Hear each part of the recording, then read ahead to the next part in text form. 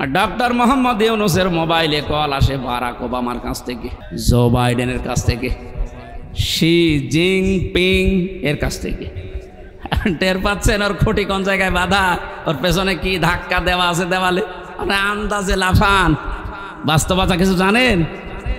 আমি যেটা বোঝাতে চাচ্ছিলাম, যেহেতু সংস্কার আরম্ভ হয়েছে আর এটা করার জন্য ওনারা আন্দোলন করেছিল, সুতরাং সংস্কার খুব তাড়াতাড়ি করেন, নয়তো জালেমরা কিন্তু বসে নেই। ওরা একটা একটা করে ইস্যু তৈরি করবে, আবার অশান্ত করার চেষ্টা করবে। ডক্টর মোহাম্মদ ইউনূস বারবার বলছে, ভাইরা আমার সময় দিন, আমাকে কাজ করতে দিন, আপনাদের এই 17 বছরের জঞ্জাল আমি এই 17 দিনই শেষ করে ফেলবো, একটু সময় দিন আমারে। আর এর ভেতরে আমার কাছে আরে বসে কাজই করতে দেন না, খালি এইটা ওইটা ওইটা আমার বাড়ি ঘেরাও। তা আপনি ওনার বাড়ি ঘেরাও করে কি করবেন? ওনারে তো পেছনে যারা খুঁটি দিয়ে রেখেছে তারা তো আর এই বাড়ি ঘেরাও কিছু মনে করে না। এই জন্য এই সমস্ত ছোটোখাটো কাজ করে আপনি টার্গেটে পড়ে যেন না। সংস্কার যখন চলছে, বাংলাদেশের যত ডিসি আছে, এসপি আছে, টিওনো আছে, ওসি আছে, যারা জালেমদের সহযোগী ছিল, সবাই না, যারা ছিল ইমিডিয়েট তাদেরকে এই মুহূর্তে বাধ্যতামূলক বাদ দিয়ে দিন। কারণ এরা যদি একটু ফাঁক ফকড় পায়, ওরা কিন্তু অনেক কিছু করে ফেলবে। এই জন্য আমাদের উচিত হচ্ছে তাড়াতাড়ি করে এই সংস্কারগুলো খুব তাড়াতাড়ি আরম্ভ করা।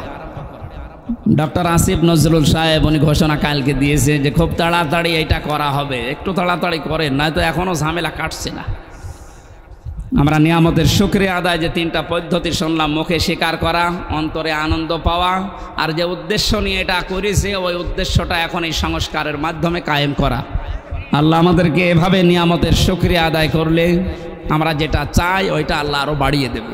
ওয়ালাইন কাফারতুম, যদি না শুকরি করেন, যদি না বোঝার ভান করে থাকেন, যদি এবার ভুল করেন, এই ভুল কিন্তু আর শোধরানোর জায়গা থাকবে না। আর ইন্না আযাবিলা শাদীদ, আল্লাহর আযাব, শাস্তি বড় কঠিন। আল্লাহ তুমি আমাদেরকে এই আয়াতটা এক্ষুনি বাস্তবে মেনে নেওয়ার তৌফিক দাও, বলেন আমিন। দরুদ আর সালাম পড়ি আমাদের নবী মুহাম্মদ রাসূলুল্লাহর উপরে সাল্লাল্লাহু আলাইহি ওয়াসাল্লাম। আমার আজকের আলোচনার বিষয় হচ্ছে এই যে আযাব গজবগুলো একটা একটা করে এখনো থামছে না, আসতে আছে। এগুলোর কারণ ব্যাখ্যা করব আজকে কোরআন দিয়ে। সূরা রুম 41 নম্বর আয়াত। কত নাম্বার?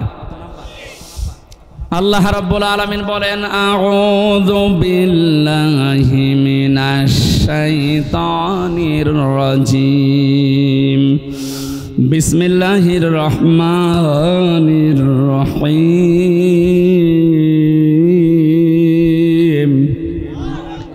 ظهر الفساد في البر والبحر بما كسبت أيدي الناس ليذيقهم بعض الذي عملوا لعلهم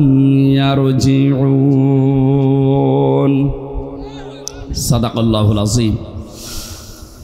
আল্লাহ পাক বলেন, জলে স্থলে যে বিপদ আপদ মুসিবত, যে গজবগুলো দেখতে পাচ্ছ, সব কিন্তু তোমাদের হাতের কামাই করা বস্তু। আমি এগুলো দিতে চাই না। ওমা আসাবাকুম মিন মুসিবাতিন ফাবিমা কাসাবাত আইদিন নাস ইলা আখিরি আয়াত। সূরা শুরার ভেতরে আল্লাহ জানিয়েছেন, যত অপরাধ করো, আমি যদি সব পাপের শাস্তি দুনিয়ায় দিতাম, শ্বাস করার সময়ও পেতে না। আমি আল্লাহ আমার দয়ার কারণে অধিকাংশগুলোই মাফ করে দেয়, আর কিছু শাস্তি তোমাদের পাপের জন্য একটু মজা চাকাই। কেন চাকাই জানো? লিউযিকহুম, এই শাস্তিগুলো তোমাদের উপরে আমি দিয়ে লাআল্লাহুম ইয়ারজিউন, আমি আশা করি তোমরা ফিরে আসবে। ও বাংলার জনগণ, পাথর নেমে গেছে বলে আপনি আবার উচ্ছৃঙ্খল হয়ে যাবেন না। কারণ উচ্ছৃঙ্খল যারা, যে মানুষগুলো জালেম, যারা মানুষের অধিকার নষ্ট করে, ওই মানুষগুলোকে আল্লাহ পছন্দ করে না, করবেও না। আমরা যেন সংশোধন হওয়ার নিয়ত যখন এসেছি, পাপের এই কারণগুলো আগে আবিষ্কার করা। প্রতিটি যুগে যুগে আমরা দেখেছি আল্লাহ যে আযাবগুলো নাজিল করেছিলেন তার কিছু কিছু কারণ পেয়েছি।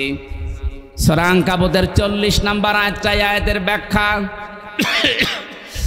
আল্লাহ পাক বলেন ফাকুল্লান আখাযনা বিযামবিহি ফামিনহুম মান আরসালনা আলাইহি হাসিবা ওয়া মিনহুম মান আখাযাতুহুমুস সাইহাতু ওয়া মিনহুম মান খাসাফনা বিহিল আরদা ওয়া মিনহুম মান আগরাকনা ইলা আখিরি আয়াত।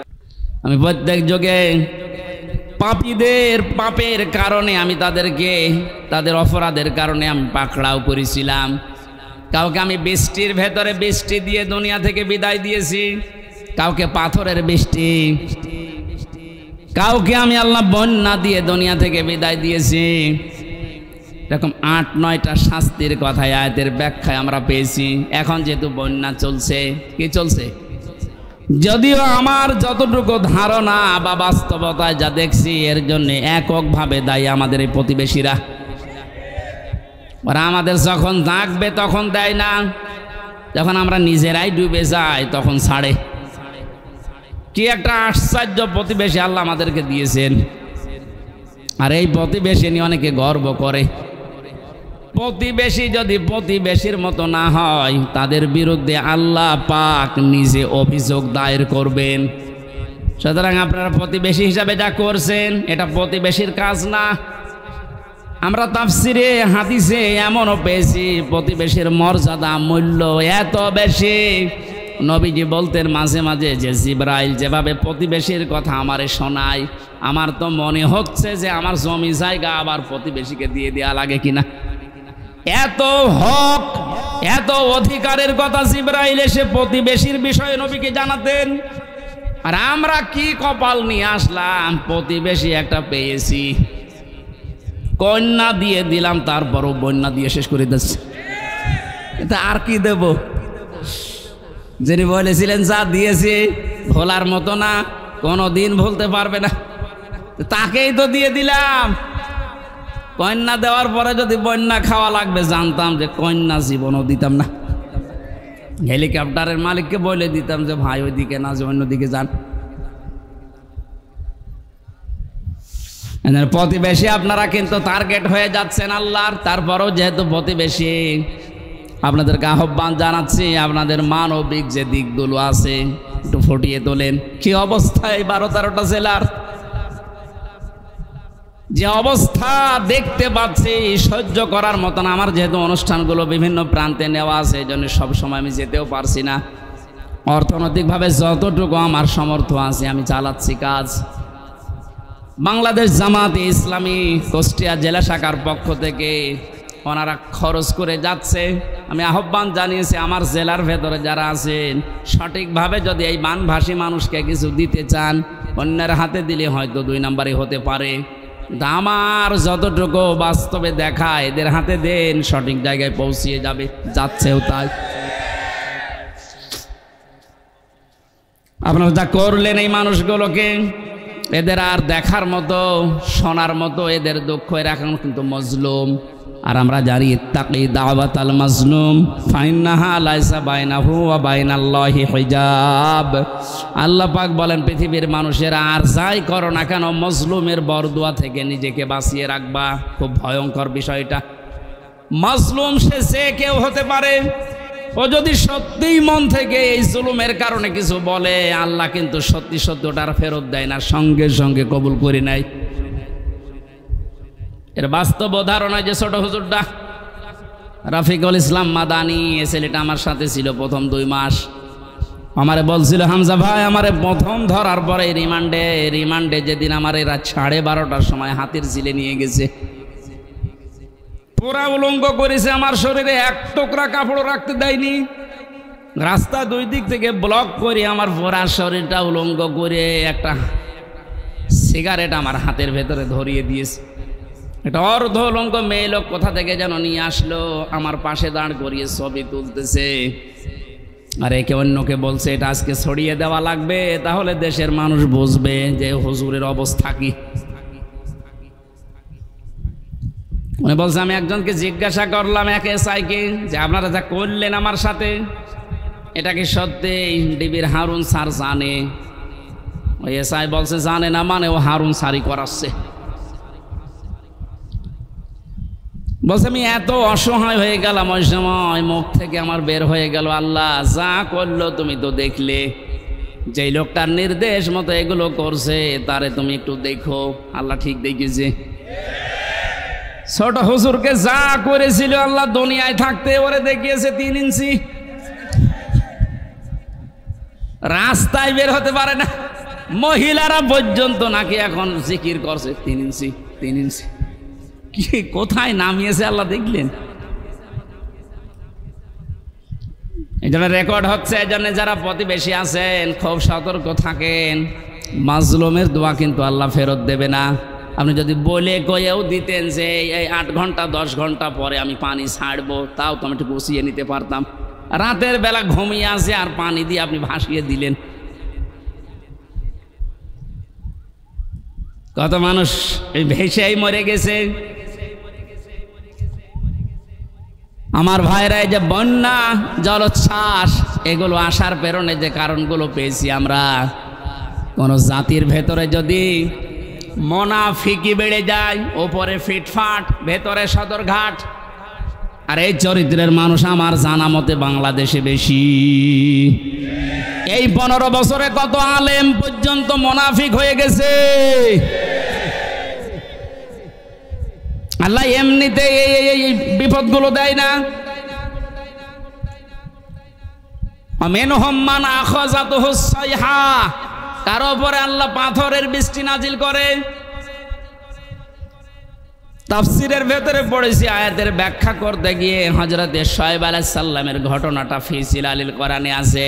ওয়া ইলা মাদিয়ানা খাহুম শুআইবা ক্বালা ইয়া কওমি ইবুদুল্লাহা মা লাকুম মিন ইলাহিন গায়রু, ইলা আখিরি আয়াত। আল্লাহ পাক বলেন, মাদায়েন শহরে হযরতে শুআয়বকে তার ভাইদের কাছে আমি পাঠিয়েছিলাম। তিনি মাদায়েনে, হযরতে শুআয়ব মিশরের মাদায়েন আইকা এই এলাকায় বাস করতেন। ডাক দিয়ে বললেন, আমার জাতির লোকেরা, তোমরা আল্লাহর ইবাদত করো, তিনি ছাড়া ইলাহ এটা আর কেউ নেই। ইলাহ মানে,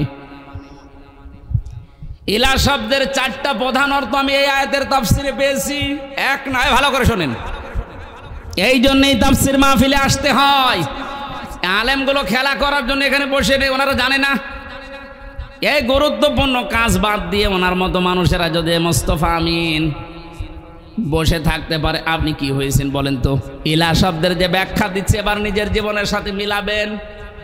আল্লাহ রাব্বুল আলামিন জানিয়েছেন প্রতিটি নবীর যে দাওয়াতের পদ্ধতি ছিল, আমি কিছু কিছু কোরআনে কোড করেছি। তার ভেতরে শুআয়ব আলাইহিস সালাম একজন। তিনি জাতির লোকদেরকে বলেছিলেন, জাতির লোকেরা আল্লাহর ইবাদত করো, তিনি ছাড়া ইলাহ নেই। কি নেই? আমরা যেহেতু নবীর ওয়ারিস, নাকি মানেন না? এক কথা বলেন না কেন?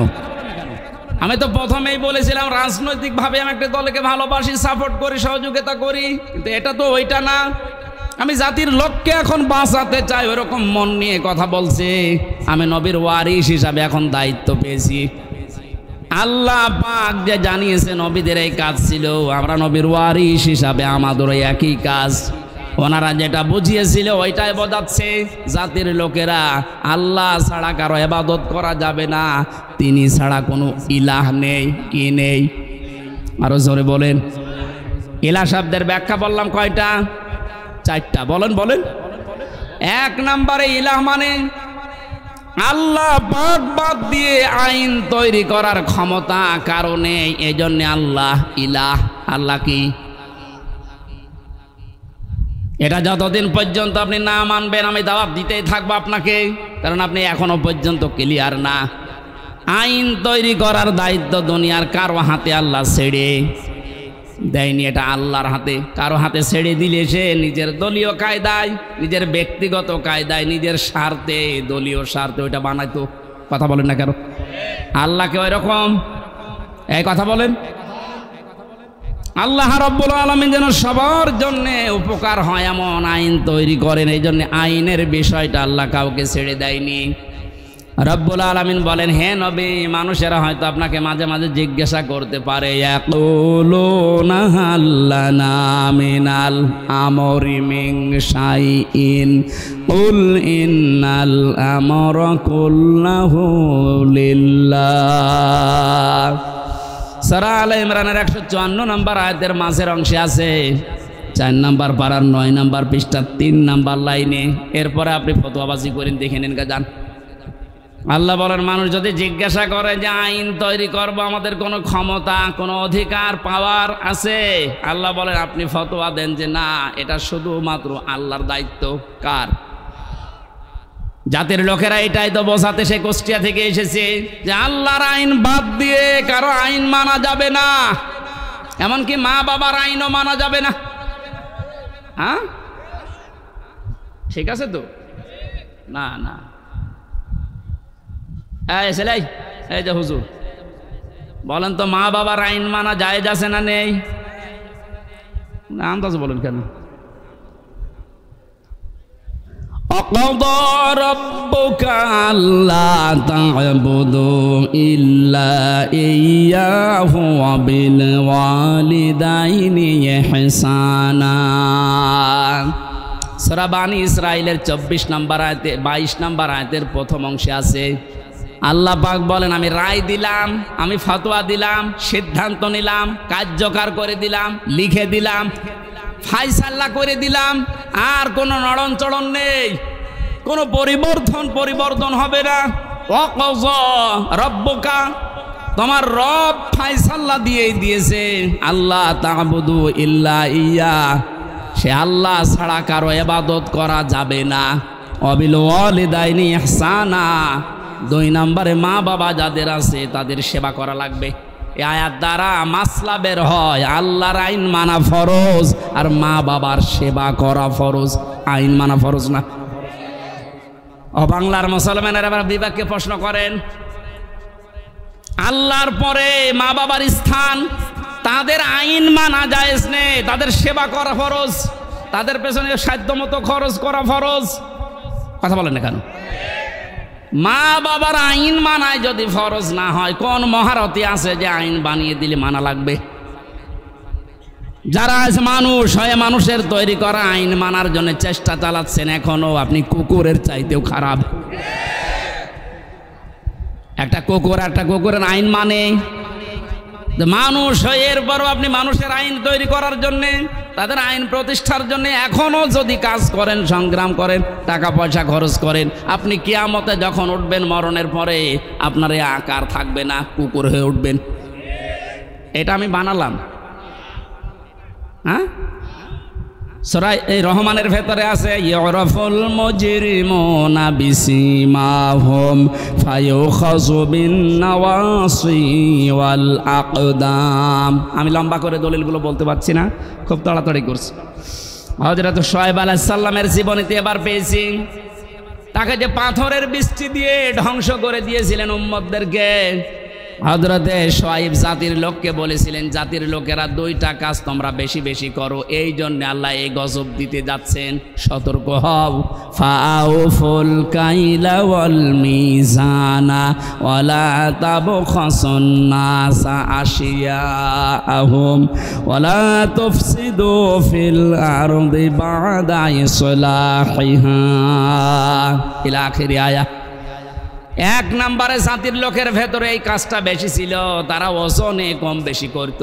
কিসে ওজন? মানে শুধু দাড়ি পাল্লার ওজন বলেন না, পৃথিবীর প্রতিটি জিনিসের ওজন আছে, আপনার বিবেকেরও ওজন আছে। এই যে চেয়ারে বসেছি, চেয়ারের ওজন আছে।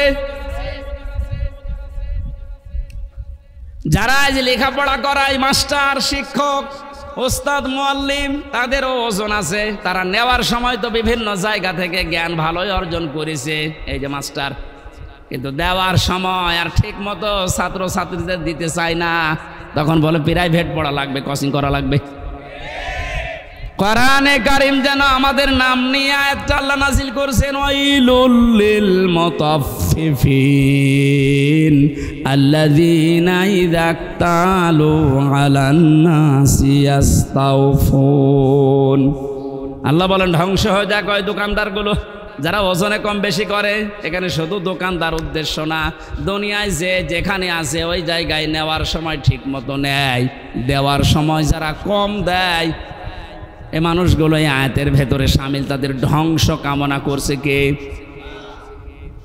যে যে জায়গায় আছে আমাদের ওজন যেন কম বেশি না হয়। আর জাতির ভেতরে ওজনের স্তর ঠিক নেই। ধনীরা অপরাধ করলে ওজন একরকম হয়, গরিব মানুষ অপরাধ করলে ওজন আর এক রকম হয়। নিজের দলীয় লোক অপরাধ করলে ওজন বিচার একরকম হয়, আর অন্য দলের লোক যদি অপরাধের নাম গন্ধ না শুধু শোনে, সন্দেহ করে বিচার অন্যরকম হয়। এই জন্যে তো গজব এসেছে। 2 নম্বরে আল্লাহ বলেন দুনিয়া শান্ত হয়ে যাওয়ার পরে কেউ যেন বিশৃঙ্খলা করার চেষ্টা করো না, যেটা এখন দিন দিন বাড়ছে। এই জন্য আমরা সাবধান হব। এই 2টা কাজ যদি সমাজে দেশে জারি হয়ে থাকে, আপনি শুধু না আমিও বাঁচতে পারবো না। এই জন্য আমাদের সতর্ক হওয়া লাগবে। আল্লাহর গজব নাজিল হওয়ার জন্য যে শাস্তিগুলোর কথা, যে কাজগুলোর কথা, আল্লাহ আমাদের এই কাজ থেকেই বিরত থাকার তৌফিক যেন দান করেন। আপনি কার জন্য ওজনে উল্টা পাল্টা করে বিবেককে বিসর্জন দিয়ে, বাম হাতের ইনকাম দিয়ে উল্টা পাল্টা করে টাকা পয়সা আপনি ইনকাম করে রেখে যাচ্ছেন? কার জন্য বলেন? যার জন্য রেখে যাচ্ছেন আপনি একটু ওই জালেমগুলোর দিকে তাকাতে পারেন না? যারাই করেছিল, এই যে নাম দেখেন না, এক একটা ভিসি বানাতে 50 লাখ টাকা নিয়েছে, একটা কলেজের মাদ্রাসার অধ্যক্ষ বানাতে 20 লাখ টাকা নিয়েছে শুধু মন্ত্রী, বাকিগুলো তো আরো আছে। এই মহিলা ধরা পড়ার পরে কত লাথি গোতা কিল ঘুষি আর গাইল তো আছেই। কি করলো সে? না 8-10 বছর 15 বছর একটু শান্তি পেয়েছে, মন মতো কাজ করেছে। এখন সারাটা জীবন মানুষের ঘৃণা, বরদোয়া আর অপমান নিয়ে বেশি থাকা লাগবে। যে যেখানে আসি ওজনটা ঠিক করেন, নাই তো কিন্তু শাস্তি আল্লাহ দিতে 10 বছরও লাগবে না, 10 সেকেন্ডই যথেষ্ট। 8টা শাস্তির কথা আমরা তাফসীর থেকে লিখেছি। হযরত হুদ আলাইহিস সালামের জাতির লোকেরা যে অপরাধ করত, তাদের জন্য যে শাস্তি আল্লাহ দিতেন। যেহেতু আমরা মুহাম্মদুর রাসূলুল্লাহর উম্মত, আমাদেরকে বিশ্বনবী জানিয়েছেন 2টা কাজ থেকে বিরত থাকবা, নয়তো আল্লাহর গজব আযাব অন্যান্য নবীদেরকে যেভাবে ঘিরে ধরেছিল। আমি দোয়া করেছিলাম, আল্লাহ আমার উম্মতকে একবারে ধ্বংস করে দিও না, এই জন্যে আসে না। কিন্তু যদি এগুলো ব্যাপক হারে আরম্ভ হয়, আল্লাহর গজব নাজিল হতে কিন্তু বেশি সময় লাগবে না। আমাদের হাতের কামাইগুলো আমরা বন্ধ করব, বিশেষ করে ওজনটা। আর সব জায়গায় ওজনে কম বেশি করা হচ্ছে। আমরা চেয়ারে বসে ওজনওয়ালা কথা বলতে পারি না, আর 15 বছর তো পারি নাই। এখান থেকে একবার হুজুর এদিকে বলেন না, ওদিকে বলেন না, ঠিক করেন। তো কি ঠিক করব? ঠিক করতে করতে তো আমরা চলে গেছি গর্তের ভেতরে। কেন্দ্রীয় মসজিদের ইমাম যিনি বাইতুল মুকাররম, তাকান তার দিকে। এই লোকটা পর্যন্ত যদি দালাল হয়ে যায়, তো এই দেশে আর কার দিকে ভরসা করবেন?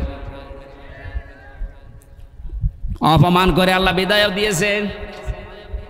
যত রকমের ক্ষতি হয়েছে বাংলাদেশে ইসলামের এবং মুসলমানদের, বিশেষ করে ইসলামপন্থী উদার যারা, তাদের সবচাইতে বেশি আমার মনে হয় ক্ষতি হয়েছে দালালপন্থী আলেমগুলোর কারণে। কারণ নেক্সট সূরাতে ধোঁকা দিত এরা মানুষকে, আর আমাদেরকে মাঝে মাঝে জেলখানার ভেতরে ফতোয়া পাঠাতো। এত বেশি বোঝার দরকার কি? দেশে হুজুর আর নেই, হুজুর আছে ওইভাবে চেপে রাখার অভ্যাস আমার নেই। যা পড়েছি, যা বুঝেছি, ওটা কোরআনে যে ফোর্সে আল্লাহ দিয়েছে ওটা বলতেই থাকবো মরণ পর্যন্ত। আল্লাহ এমন কোনো গণা, এই ওজনটা আমরা যেন প্রত্যেকে ঠিক করি। কোনো জায়গায় যেন বিশৃঙ্খলা না হয়, চেপে ধরবেন। যে যেখানে আছেন, বিশৃঙ্খলা তৈরি হওয়ার আশঙ্কা থাকলেই ওরা যদি ডালে ডালে চলে, আমাদেরকে পাতায় পাতায় চলা লাগবে, নাইতে স্বাধীনতা কিন্তু আবার হারিয়ে যাবে। আল্লাহ বাস্তবতায় তুমি মানে কোরআনের আয়াত যেভাবে নাজিল করেছে ওইভাবে বোঝার তৌফিক দাও। ডাইরেক্ট ফতোয়া দিচ্ছে, আর লুকাচুরি করে লাভ নেই। কোরআনে কারিমের কথা যদি কেউ বাধা দেয়, দুনিয়ার একটা বিষয় তো আছেই, আখেরাত তার ধ্বংস এবং তাকে আল্লাহ দুনিয়ায় কিছু দেখাবে। আমি আজকেও আসার সময় বাংলাদেশের গোয়েন্দা বিভাগের প্রধান যিনি, উনি কথা বলছিলেন যে আপনি সারা দেশে উন্মুক্তভাবে কোরআনের কথা যে ফোর্সে আল্লাহ দিয়েছেন ওই ফোর্সে বলবেন, কোনো বাধা নেই, কোনো নিষেধ নেই, কোনো অনুমতি নেই। কেউ যদি কিছু বলে সে যেই হোক, শুধু আমার একটু জানাবেন, বাংলাদেশের যেখানেই থাক ওর ঠ্যাং ভেঙে ফেলবো। কিন্তু দুইটা কথা উনি জানিয়েছেন। এক নম্বরে যেখানেই মাহফিল করবেন কমিটিকে বলবেন তারা যেন মেয়েদের জায়গাটা আলাদা রাখে, ওখানে যেন পুরুষ মানুষ ঝামেলা না করে। দুই নম্বরে ওনাদের যে নিরাপত্তা, বিশেষ করে শারীরিক কোনো ঝামেলা হলে ওই জায়গাতে ওরকম পোশাক পায়খানা টয়লেটের ব্যবস্থা যেন করা লাগে সামর্থ্য অনুযায়ী। এই দুইটা মানবেন। বাকি কোরআনের আলোচনায় কোনো বাধা নেই। আজকে আলোচনাটা যারা বাধা দিয়েছেন আমি 3 জনের নাম পেয়েছি। কোন জায়গায় যেন আলোচনা হওয়ার কথা ছিল, পাড়ইল, এটা পাড়ইল না? যারা বাধা দিয়েছেন আমি ওনার কাছে তাদের নাম ডিটেলস লিখেছি, দিয়ে দেব। শুধু এলাকায় থাকা না, দেশেও থাকতে পারবেন না। এটা আর এই আগস্ট মাসের 5 তারিখের আগে নেই, এখন 5 তারিখ পার হয়ে গেছে। আপনি টের পাচ্ছেন কোথায় আছি আমরা? এই জন্যে নরম ভাষায় বললাম এটা। আর দ্বিতীয় নম্বর, আল্লাহর ফতোয়া যেটা আছে, কোরআনের কথা যেতে কেউ বাধা দেয় তার জানাজার নামাজ নেই, তারে কবরে দেওয়ার দরকার নেই, কারণ ও এমনিও জাহান্নামে যাবে, অমনিও জাহান্নামে যাবে। আবু জেহেলে কোরআনের বিরোধিতা করে আবুল হাকাম থেকে আবু সাহিল হয়েছিল। আপনার নাম যতই সুন্দর থাক, যদি সত্যি আল্লাহর কোরআনে বাধা দেন আপনার নামও কিন্তু উল্টাপাল্টা বিষয় লেগে যাবে।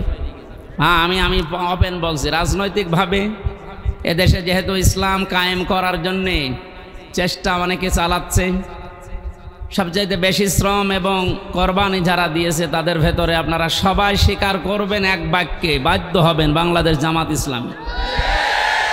এটা সবাই জানে, সে যেই হোক। এই জন্য দিন কায়েম করা যেহেতু ফরজ, নামাজের মতো ফরজ, এই বিষয়টা সামনে রেখে আমার দিন কায়েমের জন্য যারা চেষ্টা চালাচ্ছে ইসলামী দল যতগুলো আছে তার ভেতরে এটা আমার ভালো লাগে।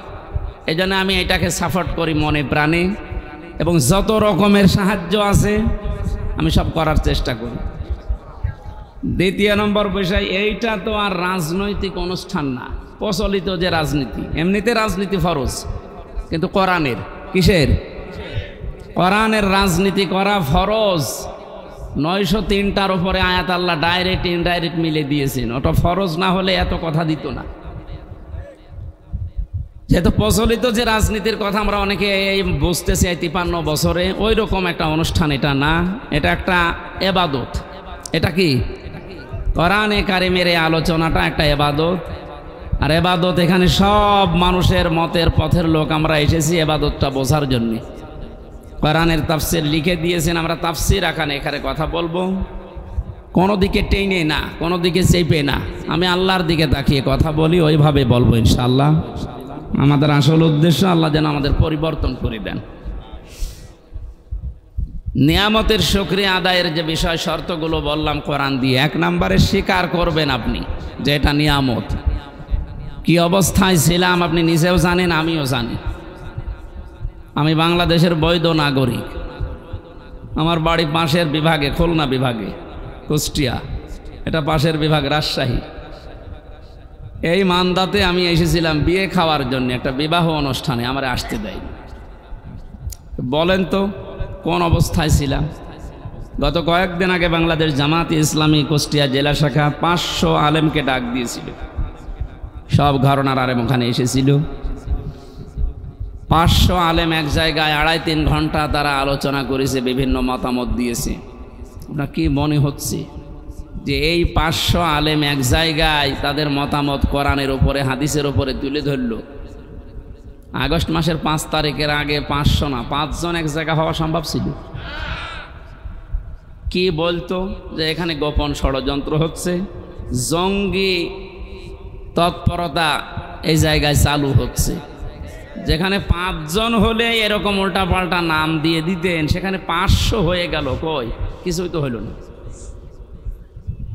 এই জন্য ভোগে আপনি না, চেয়ারম্যান বলছিলেন না যে আমি জেলে ছিলাম, ভুক্তভোগী যেহেতু আমরা দুইজন, এখানে আরো যারা আছেন, আমরা টের পাচ্ছি যে কি হয়ে গেল। সুতরাং এটা নিয়ামত, আপনি স্বীকার করেন আর না করেন, এটা কি? আরে নিয়ামত সবার জন্য না।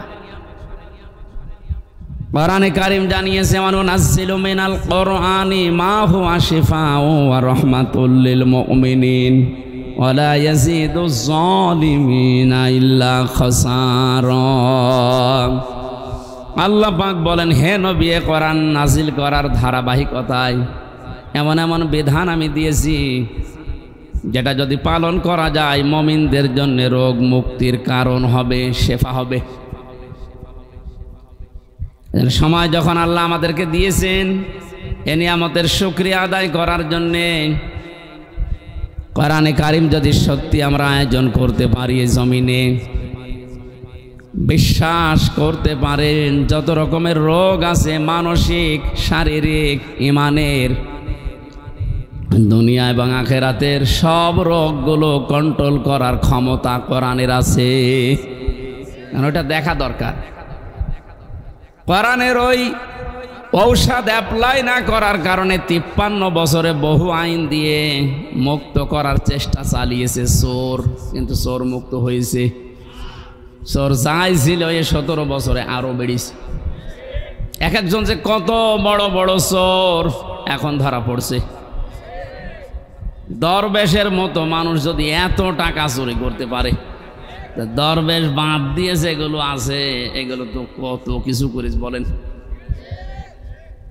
36,000 কোটি টাকা ঋণ করেছে লোকটা, অথচ 32,000 কোটি টাকা খরচ করে পদ্মা সেতু বানিয়েছে। শুধু ওর টাকায় যদি এখন সরকার তার রাষ্ট্রীয় কোষাগারে জমা আনতে পারে, ওই রকম সেতু আরো বানিয়ে টাকা বেঁচে যাবে। তাও তো এটা সাধারণ মানুষ না, এটা দরবেশ। দাঁড়ি দেখেছেন? এখন নাই, নেই, এখন নমো।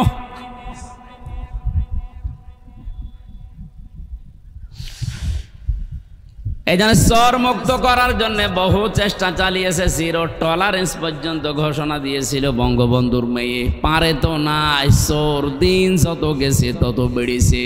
কারণ চোর মুক্ত করার জন্যে যে ঔষধ দরকার এ 53 বছরে পড়ে নাই। বিশ্বনবী জানিয়েছেন পৃথিবীতে এমন কোন রোগ নেই যে রোগের ঔষধ নেই, কিন্তু সঠিকভাবে রোগটা নির্ণয় করার পরে যদি ঔষধ দেওয়া যায়, মাস্ট বি রোগ ভালো হবেই। এতদিন পর্যন্ত যেহেতু রোগের ঔষধ পড়ে নাই, সূরা মায়েদার 38 নম্বর আয়াতটা পড়া লাগবে। অসারিকু ওয়াসারিকাতু ফাকতাউ আইদিয়াহুমা জাযাম বিমা কাসাবা নাকালাম মিনাল্লাহ ইলা আখিরি আয়াত। আল্লাহ পাক বলেন, চোর পুরুষ হোক আর নারী হোক, সাক্ষ্য প্রমাণে যদি ধরা পড়ে যায় অবশ্যই তার হাত কেটে দেওয়া লাগবে। এটা হচ্ছে দুনিয়ার শাস্তি। কোন জায়গার? আখেরাতে কি হবে সেটা আল্লাহ জানে। এবার বাস্তবের দিকে নিয়ে আসেন। আপনি কে কোন আদর্শ মানেন, দল করেন, আমি জানি না। কোরআনের এই আয়াতটা যদি 53 বছর আগে যখন সংবিধান তৈরি হয়েছিল স্বাধীন করার পর, ওই সময় যদি আমরা এই আইনটা জারি করে দিতে পারতাম, আমার মনে হচ্ছে এই 24 সালে হাজারো মানুষের হাত শরীরে থাকতো না। বিশেষ করে বড় বড় চোরগুলো, অনেকে মনে করছে চুরি করলেই হাত কেটে দাও, তাহলে দেশে কারোর হাতই থাকবে না। চুরি করলে হাত কাটা না, ওটা যদি অভাবে চুরি করে তাহলে তার অভাব দূর করে দেওয়া লাগবে, স্বভাব ভালো করে দেওয়া লাগবে। স্বভাব ভালো করার জন্য যে পদ্ধতিগুলো আছে ওই ধাঁচে ফেলা লাগবে। আর যদি স্বভাবে চুরি করে কেউ, আমার তো মনে হয় এই দেশে যারা বড় বড় চোর একটারও কোনো অভাব নেই, সবই স্বভাবের চোর। এটা মানুষের টাকা লাগে কত, চুরি করে তাও যদি আপনি নিয়ে যেতে পারতেন আপনাকে আমি কিছু বলতাম না। নৌকায় পার হচ্ছিল, ওর বন্ধুরে যখন ধরেছে, বন্ধু বলছে আমি একা ধরা খাবো। ওই যে আল্লাহর ওলি কোনটা, ওই যে সালমান এফ রহমান, ওর দাড়ি গো, ওগুলো দাড়ি কেটে ফেলিস। তো আপনি কি করলেন বলেন তো? এখন এই যে ডিম খাচ্ছেন উপর দিয়ে নিচ দিয়ে, আরও তো জায়গা মতো পড়েননি। আমাদেরকে যে সমস্ত জালেমদের হাতে দিয়েছিলেন, আপনাদেরকেও যদি ওই রকম সামনে কেউ পড়ে যায়, ডিম দেখবেন জায়গায় দিয়ে দেবে। এই যে হাতের আঙ্গুল নখ তুলে ফেলে, এগুলো রিমান্ডে দেখাচ্ছিল যে আমরা যে এইভাবে নখ তুলি। তো এইরকম লোক জালেম শুধু ওদেরই, আর জালেম নেই, এখনো আছে। এই জন্যে আপনার কিছুই হয়নি। এই আয়াতটা যদি কার্যকর থাকতো, আপনি চুরিও করতে পারতেন না, আজ আপনার উপরে ডিম খাওয়া লাগতো না। কোরআন নাজিল করার ধারাবাহিকতায় যেহেতু বিভিন্ন ঔষধ আছে, এগুলো এখন সব জায়গায় প্রতিষ্ঠিত করা দরকার। তাহলে জান্নাত, মিনি জান্নাত আপনি বাংলাদেশে দেখতে পাবেন। এজন্য এই নিয়ামতে সবাই আনন্দিত না। ওয়ালা ইয়াজিদু যালিমিনা ইল্লা খাসারা। হে নবী, জালেমদের জন্য কোরআনে কোনো ঔষধ নেই। কোরআনের যত সুন্দর কথায় তাদেরকে শোনান, তাদের শুধু ক্ষতি বৃদ্ধি হবে, রাগ হবে। এজন্য বাংলাদেশে দ্বিতীয়বার স্বাধীন হওয়ার পরে অনেকের মনে আনন্দ নেই। কিছু মানুষের মনে এখনো পর্যন্ত দুঃখ, এখনো তাদের ক্ষতি বৃদ্ধি হতে আছে। দিন যত যাবে জালেমের কোনো সুসংবাদ নেই, ও আরো প্যাঁচে পড়বে। কারণ কি বলেন তো? কারণ জালেম যারা, এই শব্দটা এত ভয়ঙ্কর মারাত্মক শব্দ। কোরআনে কারিমে আল্লাহ যত কঠিন কঠিন কথা দিয়েছেন, সবচাইতে বড় কঠিন বক্তব্য দিয়েছেন জালেমের বিরুদ্ধে। আল্লাহ পাক বলেন, ইন্নামাস সাবিলু আলাল্লাযিনা ইয়াযলিমুনান নাস ওয়া ইয়াবগুনা ফিল আরদি বিগাইরিল হক। ইলা আখিরি আয়াত। সূরা সূরার 42 নম্বর আয়াত প্রথম অংশে আছে। আল্লাহ বলেন, আমি আল্লাহর মামলা হবে তাদের বিরুদ্ধে যারা মানুষ হয়ে মানুষের উপরে জুলুম করেছে। এই আয়াত অনুযায়ী এখন বলেন তো, বাংলাদেশে আল্লাহর মামলার আসামি আছে না নেই? আল্লাহ ইয়াজলিমুনাল মুসলিমুনা দেননি, যে মুসলমানদের উপরে যারা জুলুম করেছে। ইয়াজলিমুনান নাস, মানুষ হয়ে যারা মানুষের উপরে করেছে, তাদের জন্য আল্লাহর মামলা রেডি হয়ে আছে। 17 বছর আপনি কি করলেন? বিবেকের কাছে প্রশ্ন করেন। আপনি হামজার মামলার আসামি না আপনি আল্লাহর মামলার আসামি? দ্বিতীয় শব্দ আরো মারাত্মক। ওয়ায়াবগুনা ফিল আরদি বিগাইরিল হক। অন্যায়ভাবে 5 তারিখের পর থেকে 4-5টা গ্রুপ বিদ্রোহ করে ফেলেছে, সামনে এখনো 2-3টা আছে। আপনি এখন আনসারের নাম নিয়ে অধিকার আদায়ের জন্য মাঠে নেমেছেন। 17 বছর কোথায় ছিলেন? আমরা তো জরিপে এখন দেখতে পাচ্ছি 40,000 যদি আনসার নিয়োগ হয়ে থাকে 9 সাল থেকে 17 সাল 24 সাল পর্যন্ত, তার 33,000 সব গোপালগঞ্জের।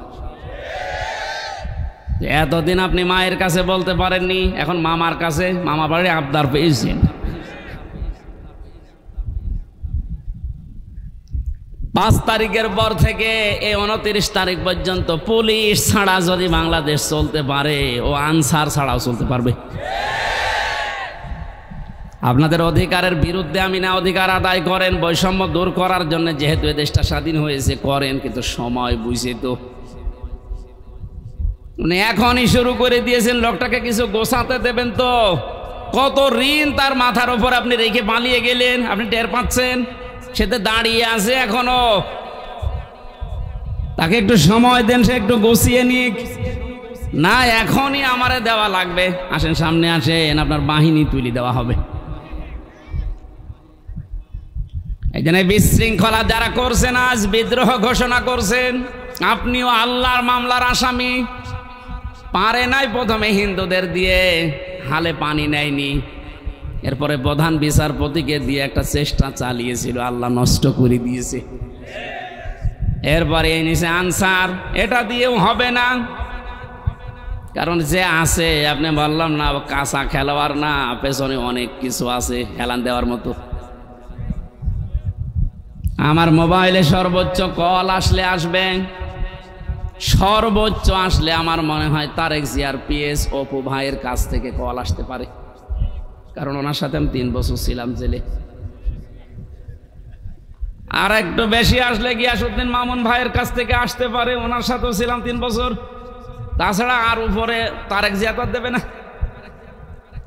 আর ডক্টর মোহাম্মদ ইউনূসের মোবাইলে কল আসে বারাক ওবামার কাছ থেকে, জো বাইডেনের কাছ থেকে, শি জিনপিং এর কাছ থেকে। টের পাচ্ছেন ওর খুঁটি কোন জায়গায় বাঁধা, ওর পেছনে কি ধাক্কা দেওয়া আছে দেওয়ালে? আপনি আন্দাজে লাফান, বাস্তবতা কিছু জানেন?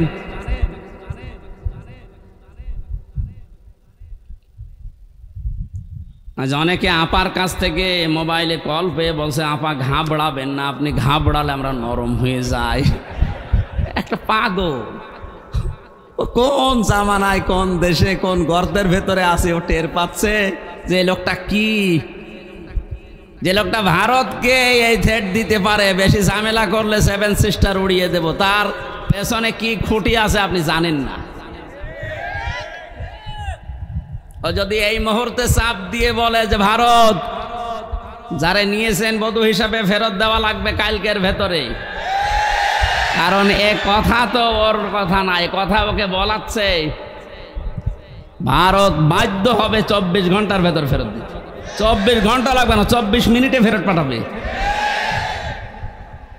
এইরকম একটা লোক। আর আপনি আন্দাজে এখান থেকে ফতোয়া দেন, পাপা ঘাবড়াবেন না, কিসের ঘাবড়াবেন না?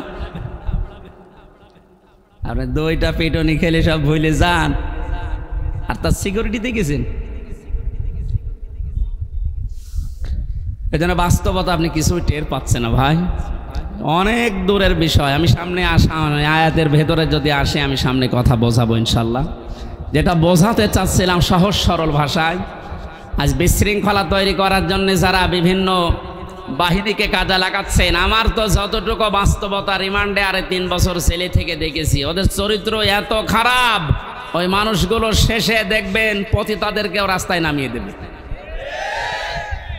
কোনো কিছুতেই কোনো কিছু উপরে উঠতে পারবেন না, কারণ ছাত্রদের আন্দোলন শুধু না, আমার মনে হয় আল্লাহ ফেরেশতা পাঠিয়েছিলেন, আবাবিল পাখি পাঠিয়ে যেমন আল্লাহ রক্ষা করেছিলেন কাবা ঘরকে, বাংলাদেশে আল্লাহ একটা কিছু দেখাতে চায়, এই জন্যে আল্লাহ ছাত্রদের মতো ফেরেশতাদেরকে আল্লাহ শহীদ করিয়েছে। মনে করছেন শহীদ হয়ে গেছে, এ মানুষগুলো এমনি এমনি শহীদ হয়নি। ওয়ালিয়ালাম আল্লাহুল্লাযীনা আমানু ওয়া ইয়াত্তাখিযা মিনকুম শুহাদা।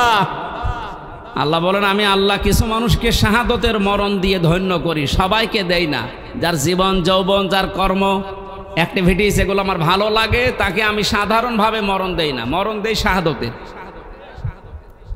তাছাড়া শহীদ আবু সাঈদ, আপনার কি মনে হয় একটা লোকের জীবনের ন্যূনতম মায়া নেই? 4টা গুলি খেয়েছে বুকে, তাও দাঁড়িয়েছিল, শেষে আর পারে নাই, পড়ে গেছে। আপনি একটা খান তো, শুধু শব্দ শুনলে পালাবেন। এরপরও কিছু মানুষ এখন কথা তুলছে না, সবাই পালায়, আরো নিচে বুক পেতে দেয়, আত্মহত্যা করেছে, শহীদ হয়নি। আহলে হাদিসের নাম নিয়ে যেই লোকটা এই কথা বলেছে, আহলে হাদিসের লোক না, একটা প্রতারক।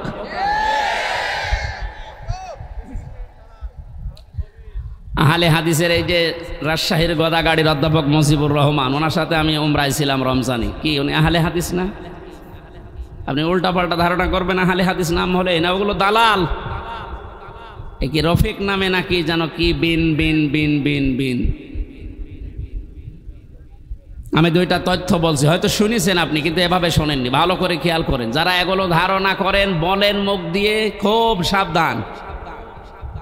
ওয়ালা তাকুলু লিমান ইয়ুকতালু ফি সাবিলিল্লাহি আমওয়াত বাল আহইয়াউ ওয়ালাকিন লা তাশউরুন।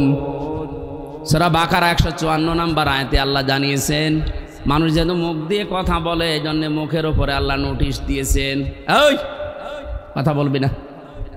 এ মুখ দিয়ে কোনো দিন এই কথা বলবি না যে যারা মারা গেছে, শহীদ হয়েছে, যে ওরা মরে গেছে, কথা বলবি না। এ কথা কার? এই জন্য শহীদ শব্দটা অনেক দামি শব্দ। যারা শহীদ হয়েছে, জালেমের জুলুমের সামনে নিজের বুক পর্যন্ত দিয়েছে, জীবন পর্যন্ত দিয়ে যারা শহীদ হয়ে গেল ওদেরও আমাদের মতোই জীবনের মায়া ছিল, কিন্তু মানবতাকে বাঁচাতে দেওয়ালে পিঠ ঠেকে গেছে, শেষ পর্যন্ত না পেরে জীবন দিয়ে গেল। এ মানুষগুলোকে আপনি মরে গেছে কখনো বলতে যাবেন না। আল্লাহ বলেন বালা হইয়া, আরে ওরা জীবিত, ওয়ালা কিল্লা তাশউরুন, কিন্তু তোরা টের পাস না।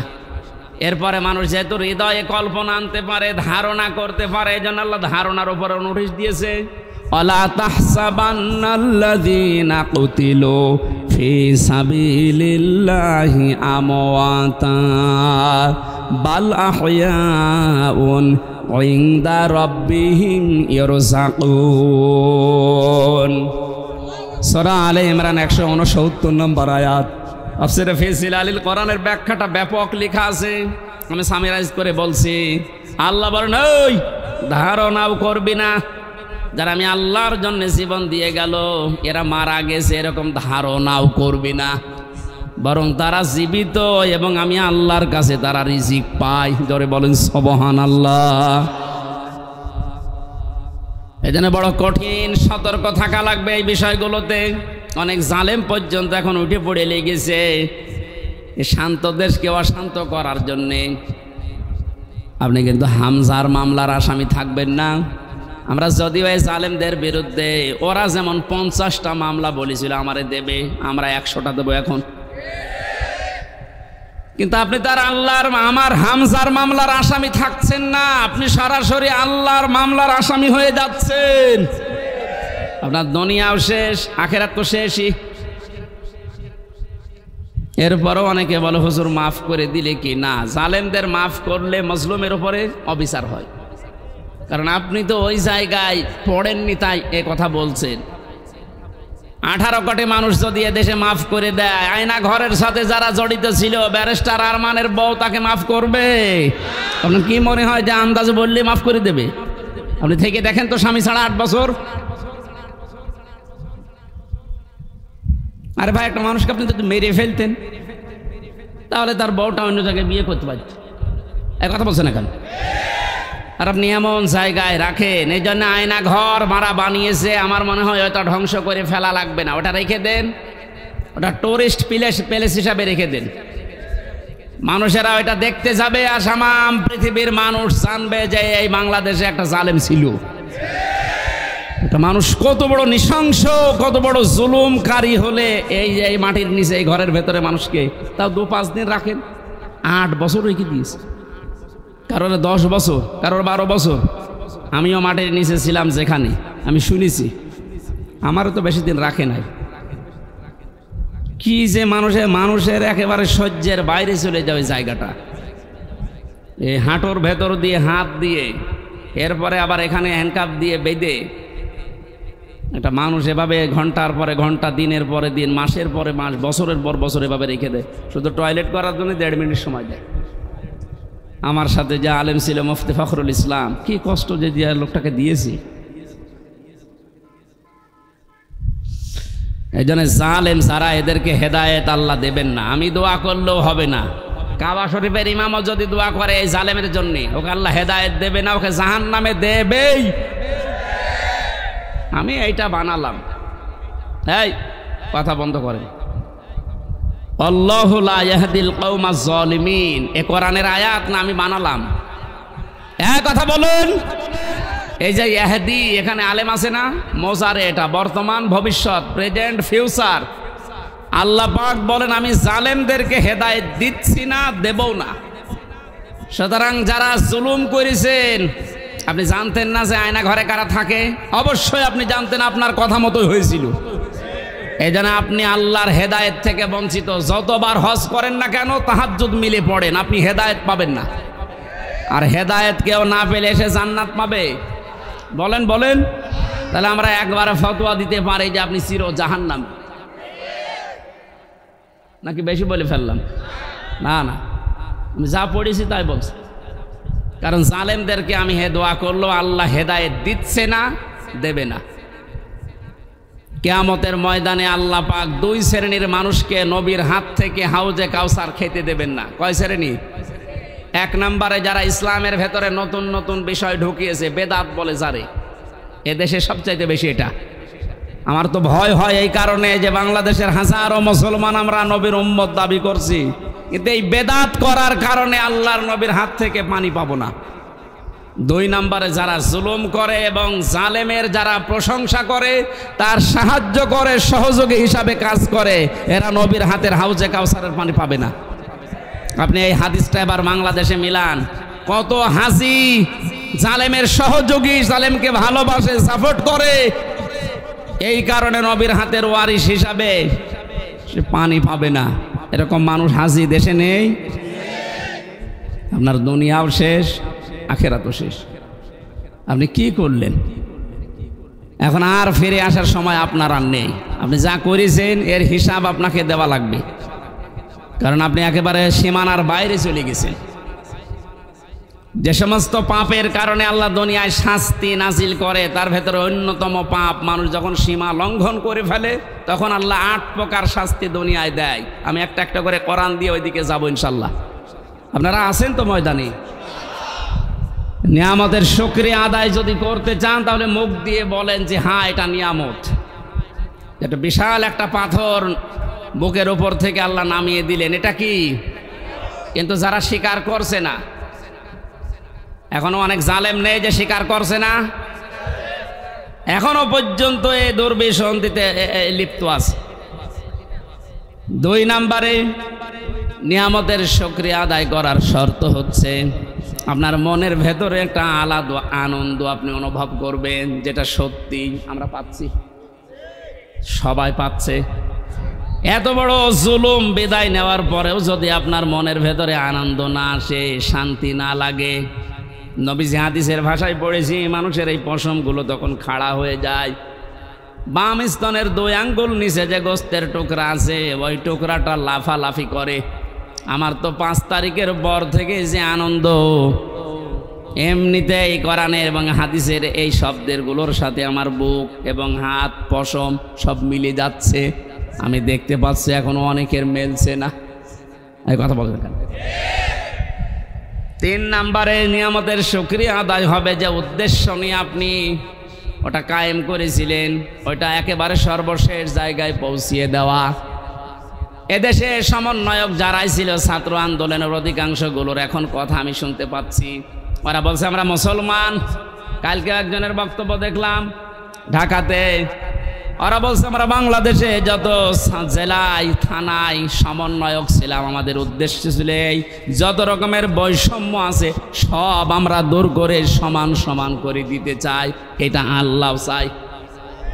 কথা বলেন না কেন? আমরা যেহেতু 96% মুসলমান এই দেশে, দল মত আমরা যাই করি না কেন, 53 বছর তো দেখলাম যে মানুষ চালালে কেমন লাগে না, দেখি নাই? বাবা চালিয়েছে কেমন লাগে আমরা দেখেছি, স্বামী চালিয়েছিল কেমন লাগে আমরা দেখেছি, চাচা চালিয়েছে যেভাবেই হোক দেখেছি, বুবু চালিয়েছিল, ভাবি চালিয়েছে। শুধু এখন দেখতে বাকি আছে কোরআন দিয়ে দেশ চললে কেমন দেখা যায়। আপনি সমন্বয়ক যত আছে, আমার মনে হয় যদি 500 জন থাকে, 498 জন এই কথা বলতে বাধ্য হবে যে আমরা বৈষম্য দূর করার জন্য আন্দোলন আরম্ভ করেছিলাম, আর এটা দূর করার জন্য কোরআন ছাড়া অন্য কোনো নিয়ম দুনিয়ায় নেই। অন্য নিয়ম আসলে আবার বৈষম্য শুরু হবে। কোরআনে কারিমে কোনো বৈষম্য আছে? নেই। নেই যে এটার প্রমাণ কি? আফালা ইয়াতাদাব্বারুনাল কুরআন ওয়ালাউ কানা মিন ইনদি গায়রিল্লাহি লাওয়াজাদু ফীহি ইখতিলাফান কাসীরা। এটা বৈষম্য বিরোধী আয়াত। আল্লাহ পাক বলেন সূরা নিসার 82 নম্বর আয়াতে আছে, 5 পারার 10 পৃষ্ঠা 3 নম্বর লাইনে রব্বুল আলামিন বলেন, কি হয়েছে তোদের? আমার কোরআন নিয়ে কেন চিন্তা ভাবনা করো না? আমি কোরআনে এমন কোনো বক্তব্য দেইনি যে একটার সাথে আর একটা মেলে না। আল্লাহর কোরআনে আপনি এমন কোনো বক্তব্য পাবেন না যে আজকে দিলাম এই 2 দিন পরে ওইটার সাথে আর আগের কথার মিল নেই, এমন কোনো বক্তব্য কোরআনে আছে? আরো জোরে বলেন। সুতরাং এ দেশে যে বৈষম্য সত্যি সত্যি আমরা দূর করে নিয়ামত যে এটা প্রমাণ করতে চাই, সময়ের এখন সবচাইতে বড় দাবি হচ্ছে আল্লাহর কোরআনকে এখন এ দেশে কায়েম করা। এইটার বিরুদ্ধে আছেন কারা? হাত তোলেন তো।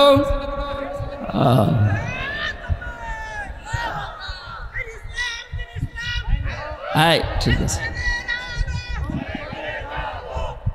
মানুষের এখনো মনে হয় ওই ঘর কাটেনি।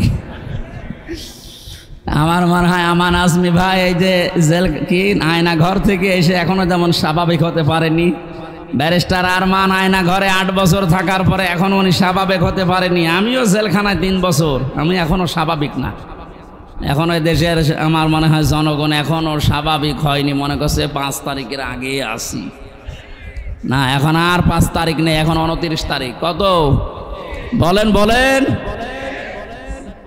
যেন এর দাবি এখন এইটা, যেহেতু বৈষম্য দূর করার জন্য, সংস্কার করার জন্য সব জায়গায় কাজ চলছে, সব চাইতে বড় সংস্কার হবে এখন যে জালেমগুলোর কারণে পুলিশ বাহিনীর বদনাম হয়েছে, ওদেরকে প্রকাশ্যে যা ভালো লাগে ওরা করা দরকার। সব পুলিশের দোষ আছে? কখনো না।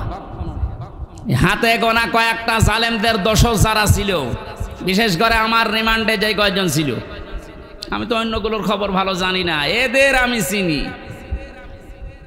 আমি আকিজ গ্রুপে চাকরি করতাম, 8 দিন হাসপাতাল। এই শয়তানরা আমারে তুলে নিয়ে টাকা খাবে বলে ওই মালিককে এখন এই 5 তারিখের আগেও টাকা নিয়েছে। আমার মামলার আয়োজক ছিল মিজানুর রহমান, এই মাদারীপুরে ট্যাকের হাটে বাড়ি। এরে খুঁজে বেড়াচ্ছে, যদি পায় এরে পিটিয়ে মেরে ফেলবে। আমার কুষ্টিয়াতে আমাদের সামনে 14 জন মানুষকে একদিনে মেরেছে, 5 তারিখে একদিনে। দারোগা সাহেব আলী, কুষ্টিয়ার মানুষ যদি ওর চেহারা পায় কি যে করবে মানুষ, কারণ যারা মারা গেছে সব আমার বাড়ির আশপাশে।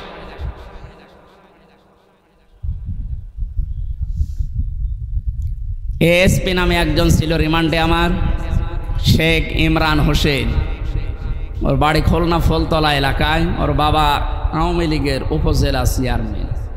ওরাও খুঁজে বেড়াচ্ছে, কারণ 5 তারিখের আগে পর্যন্ত নাকি এরা টাকা নিয়েছে। স্যার আজকে আমার কল দিয়েছিল, হুজুর 5 তারিখের আগেও আমার কাছে টাকা নিয়ে গেছে। এখনও যদি 5 তারিখ না আসতো মনে হয় আরও টাকা চাইতো। সুতরাং ওদেরকে আপনি ক্ষমা করবেন কি? কোন জিনিস দেখে? এই শয়তানগুলোর কারণে আজ হাজার হাজার পুলিশ এখনো পর্যন্ত ভয়ে আছে, বের হচ্ছে না বাইরে। এই জন্য বাহিনীর সবার দোষ না, যাদের দোষ এইগুলোকে এখন এই বাহিনীর সামনে এনে দেওয়া দরকার, যে নে যা পারবি ফুটবল খেল। কালকে ইনোরে একটা লাথি দেয়নি একজন? সম্মানিত ভাইরা, আমি যেটা বোঝাতে চাচ্ছিলাম, যেহেতু সংস্কার আরম্ভ হয়েছে আর এটা করার জন্য ওনারা আন্দোলন করেছিল, সুতরাং সংস্কার খুব তাড়াতাড়ি করেন, নয়তো জালেমরা কিন্তু বসে নেই। ওরা একটা একটা করে ইস্যু তৈরি করবে, আবার অশান্ত করার চেষ্টা করবে। ডক্টর মোহাম্মদ ইউনূস বারবার বলছে, ভাইরা আমার সময় দিন, আমাকে কাজ করতে দিন। আপনাদের এই 17 বছরের জঞ্জাল আমি এই 17 দিনই শেষ করে ফেলবো, একটু সময় দিন আমারে। আর এর ভেতরে আমার কাছে আরে বসে কাজই করতে দেন না, খালি এইটা ওইটা ওইটা আমার বাড়ি ঘেরাও। তা আপনি ওনার বাড়ি ঘেরাও করে কি করবেন? ওনারে তো পেছনে যারা খুঁটি দিয়ে রেখেছে তারা তো আর এই বাড়ি ঘেরাও কিছু মনে করে না। এই জন্য এই সমস্ত ছোটোখাটো কাজ করে আপনি টার্গেটে পড়ে যেন না। সংস্কার যখন চলছে, বাংলাদেশের যত ডিসি আছে, এসপি আছে, টিওনো আছে, ওসি আছে, যারা জালেমদের সহযোগী ছিল, সবাই না, যারা ছিল ইমিডিয়েট তাদেরকে এই মুহূর্তে বাধ্যতামূলক বাদ দিয়ে দিন। কারণ এরা যদি একটু ফাঁক ফকড় পায় ওরা কিন্তু অনেক কিছু করে ফেলবে। এই জন্য আমাদের উচিত হচ্ছে তাড়াতাড়ি করে এই সংস্কারগুলো খুব তাড়াতাড়ি আরম্ভ করা। ডক্টর আসিফ নজরুল সাহেব উনি ঘোষণা কালকে দিয়েছে যে খুব তাড়াতাড়ি এটা করা হবে, একটু তাড়াতাড়ি করেন, নয়তো এখনও ঝামেলা কাটছে না।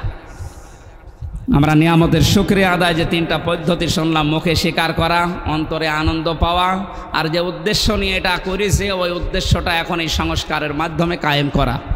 আল্লাহ আমাদেরকে এভাবে নিয়ামতের শুকরিয়া আদায় করলে আমরা যেটা চাই ওইটা আল্লাহ আরও বাড়িয়ে দেবে।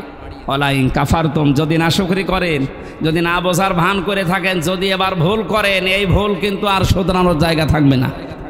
আর ইন্না আযাবিলা শাদীদ, আল্লাহর আযাব শাস্তি বড় কঠিন।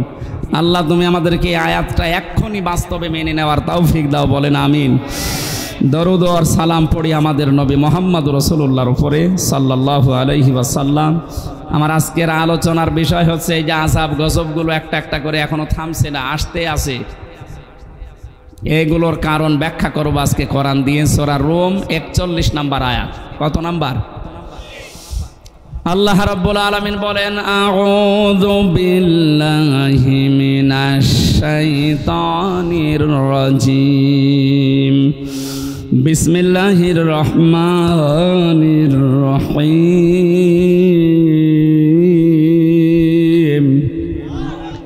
যাহারাল ফাসাদু ফিল বাররি ওয়াল বাহরি বিমা কাসাবাত আইদিন নাস লিয়ুযীকাহুম বা'দাল্লাযী আমিলু লা'আল্লাহুম ইয়ারজিউন। সাদাকাল্লাহুল আযীম। আল্লাহ পাক বলেন, জলে স্থলে যে বিপদ আপদ মুসিবত, যে গজবগুলো দেখতে পাচ্ছ, সব কিন্তু তোমাদের হাতের কামাই করা বস্তু। আমি এগুলো দিতে চাই না। ওমা আসাবাকুম মিন মুসিবাতিন ফাবিমা কাসাবাত আইদিন নাস ইলা আখিরি আয়াত।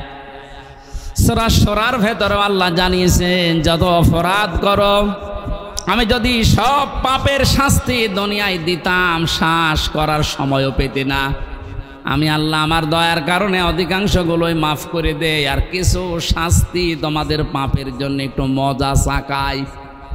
কেন চাকাই জানো? লিয়ুযীকাহুম, এই শাস্তিগুলো তোমাদের উপরে আমি দিয়ে লাআল্লাহুম ইয়ারজিউন, আমি আশা করি তোমরা ফিরে আসবে।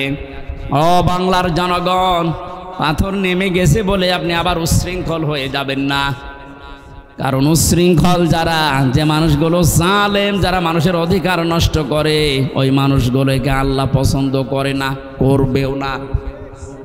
আমরা যেন সংশোধন হওয়ার নিয়ত যখন এসেছি, পাপের এই কারণগুলো আগে আবিষ্কার করা। প্রতিটি যুগে যুগে আমরা দেখেছি আল্লাহ যে আযাবগুলো নাজিল করেছিলেন তার কিছু কিছু কারণ পেয়েছি। সূরা আনকাবুতের 40 নম্বর আয়াতের ব্যাখ্যা আল্লাহ পাক বলেন, ফাকুল্লান আখাযনা বিযামবিহি ফামিনহুম মান আরসালনা। এরকম 8-9টা শাস্তির কথা আয়াতের ব্যাখ্যায় আমরা পেয়েছি। এখন যেহেতু বন্যা চলছে, কি চলছে? যদিও আমার যতটুকু ধারণা বা বাস্তবতায় যা দেখছি, এর জন্য এককভাবে দায়ী আমাদের এই প্রতিবেশীরা। ওরা আমাদের যখন ডাকবে তখন দেয় না, যখন আমরা নিজেরাই ডুবে যাই তখন ছাড়ে। কি একটা আশ্চর্য প্রতিবেশী আল্লাহ আমাদেরকে দিয়েছেন। আর এই প্রতিবেশী নিয়ে অনেকে গর্ব করে। প্রতিবেশী যদি প্রতিবেশীর মতো না হয়, তাদের বিরুদ্ধে আল্লাহ পাক নিজে অভিযোগ দায়ের করবেন। সুতরাং আপনারা প্রতিবেশী হিসাবে যা করছেন, এটা প্রতিবেশীর কাজ না। আমরা তাফসিরে হাদিসে এমনও পেয়েছি, প্রতিবেশীর মর্যাদা মূল্য এত বেশি, নবীজি বলতেন মাঝে মাঝে যে জিবরাইল যেভাবে প্রতিবেশীর কথা আমারে শোনায়, আমার তো মনে হচ্ছে যে আমার জমি জায়গা আবার প্রতিবেশীকে দিয়ে দেওয়া লাগে কিনা। এত হক, এত অধিকারের কথা জিবরাইল এসে প্রতিবেশীর বিষয়ে নবীকে জানাতেন। আর আমরা কি কপাল নিয়ে আসলাম, প্রতিবেশী একটা পেয়েছি, কন্যা দিয়ে দিলাম, তারপরও বন্যা দিয়ে শেষ করে দিচ্ছে। এটা আর কি দেব? যিনি বলেছিলেন যা দিয়েছি ভোলার মতো না, কোনো দিন ভুলতে পারবে না, তাকেই তো দিয়ে দিলাম। কন্যা দেওয়ার পরে যদি বন্যা খাওয়া লাগবে, জানতাম যে কন্যা জীবনও দিতাম না। হেলিকপ্টারের মালিককে বলে দিতাম যে ভাই ওইদিকে না, যে অন্যদিকে যান।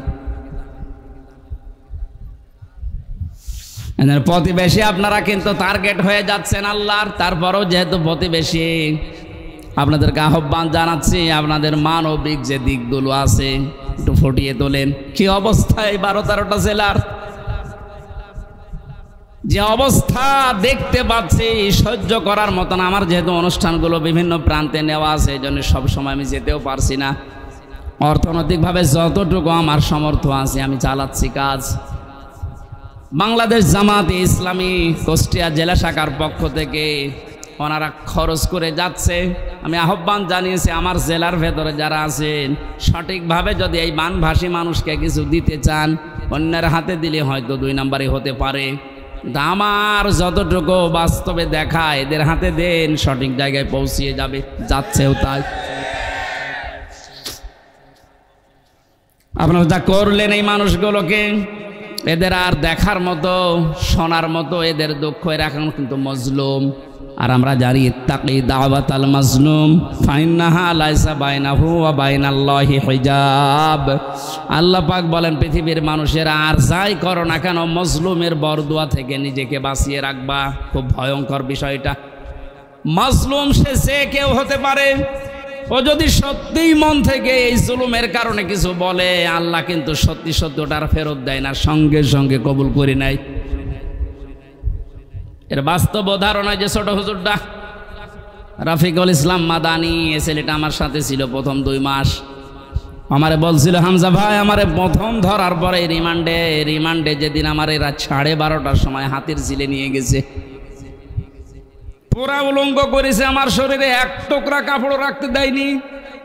রাস্তা 2 দিক থেকে ব্লক করে আমার পুরা শরীরটা উলঙ্গ করে একটা সিগারেট আমার হাতের ভেতরে ধরিয়ে দিয়েছে। এটা অর্ধ উলঙ্গ মেয়ে লোক কোথা থেকে যেন নিয়ে আসলো, আমার পাশে দাঁড় করিয়ে ছবি তুলতেছে। আর একে অন্যকে বলছে এটা আজকে ছড়িয়ে দেওয়া লাগবে, তাহলে দেশের মানুষ বুঝবে যে হুজুরের অবস্থা কি। উনি বলছে, আমি একজনকে জিজ্ঞাসা করলাম এক এসআইকে যে আপনারা যা করলেন আমার সাথে, এটা কি সত্যি ডিবির হারুন স্যার জানে? ওই এসআই বলছে জানে না, মানে ও হারুন স্যারই করাচ্ছে। বলছে আমি এত অসহায় হয়ে গেলাম ওই সময়, মুখ থেকে আমার বের হয়ে গেল, আল্লাহ যা করলো তুমি তো দেখলে, যেই লোকটার নির্দেশ মতো এগুলো করছে তারে তুমি একটু দেখো। আল্লাহ ঠিক দেখেছে। ছোট হুজুরকে যা করেছিল আল্লাহ দুনিয়ায় থাকতে ওরে দেখিয়েছে 3 ইঞ্চি, রাস্তায় বের হতে পারে না। মহিলারা পর্যন্ত নাকি এখন জিকির করছে 3 ইঞ্চি 3 ইঞ্চি। কি কোথায় নামিয়েছে আল্লাহ দেখলেন। এই জন্য রেকর্ড হচ্ছে, এই জন্য যারা প্রতিবেশী আছেন খুব সতর্ক থাকেন। মাজলুমের দোয়া কিন্তু আল্লাহ ফেরত দেবে না। আপনি যদি বলে কয়েও দিতেন যে এই 8 ঘন্টা 10 ঘন্টা পরে আমি পানি ছাড়বো, তাও তো আমি একটু বসিয়ে নিতে পারতাম। রাতের বেলা ঘুমিয়ে আসে আর পানি দিয়ে আপনি ভাসিয়ে দিলেন। কত মানুষ এই ভেসেই মরে গেছে। আমার ভাইরা, এই যে বন্যা জলোচ্ছ্বাস এগুলো আসার পেছনে যে কারণগুলো পেয়েছি আমরা, কোন জাতির ভেতরে যদি মুনাফিকি বেড়ে যায়, ওপরে ফিটফাট ভেতরে সদরঘাট, আর এই চরিত্রের মানুষ আমার জানা মতে বাংলাদেশে বেশি। এই 15 বছরে কত আলেম পর্যন্ত মুনাফিক হয়ে গেছে। আল্লাহ এমনিতে এই বিপদগুলো দেয় না। মিনহুম মান আখাযাতুহু সাইহা, কারো উপরে আল্লাহ পাথরের বৃষ্টি নাজিল করে। তাফসীরের ভেতরে পড়েছি, আয়াতের ব্যাখ্যা করতে গিয়ে হযরত শুআয়ব আলাইহিস সালামের ঘটনাটা ফি সিলালিল কোরআনে আছে। ওয়া ইলা মাদিয়ানা খাহুম শুআইবা ক্বালা ইয়া কওমি ইবুদুল্লাহা মা লাকুম মিন ইলাহিন গায়রু, ইলা আখিরি আয়াত। আল্লাহ পাক বলেন, মাদায়েন শহরে হযরত শুআয়বকে তার ভাইদের কাছে আমি পাঠিয়েছিলাম। তিনি মাদায়েনে, হযরত শুআয়ব মিশরের মাদায়েন আইকা এই এলাকায় বাস করতেন। ডাক দিয়ে বললেন, আমার জাতির লোকেরা তোমরা আল্লাহর ইবাদত করো, তিনি ছাড়া ইলাহ এটা আর কেউ নেই। ইলাহ মানে ইলাহ শব্দের 4টা প্রধান অর্থ আমি এই আয়াতের তাফসিরে পেয়েছি। এক নয়, ভালো করে শোনেন। এই জন্যই তাফসির মাহফিলে আসতে হয়। আলেমগুলো খেলা করার জন্য এখানে বসে নেই, ওনারা জানে না। এই গুরুত্বপূর্ণ কাজ বাদ দিয়ে ওনার মতো মানুষেরা যদি মোস্তফা আমিন বসে থাকতে পারে, আপনি কি হয়েছেন বলেন তো? ইলাহ শব্দের যে ব্যাখ্যা দিচ্ছে এবার নিজের জীবনের সাথে মিলাবেন। আল্লাহ রাব্বুল আলামিন জানিয়েছেন প্রতিটি নবীর যে দাওয়াতের পদ্ধতি ছিল, আমি কিছু কিছু কোরআনে কোড করেছি। তার ভেতরে শুআয়ব আলাইহিস সালাম একজন, তিনি জাতির লোকদেরকে বলেছিলেন, জাতির লোকেরা আল্লাহর ইবাদত করো, তিনি ছাড়া ইলাহ নেই। কি নেই? আমরা যেহেতু নবীর ওয়ারিস, নাকি মানেন না? এক কথা বলেন না কেন? আমি তো প্রথমেই বলেছিলাম রাজনৈতিকভাবে আমি একটা দলকে ভালোবাসি, সাপোর্ট করি, সহযোগিতা করি, কিন্তু এটা তো ওইটা না। আমি জাতির লোককে এখন বাঁচাতে চাই, ওরকম মন নিয়ে কথা বলছে।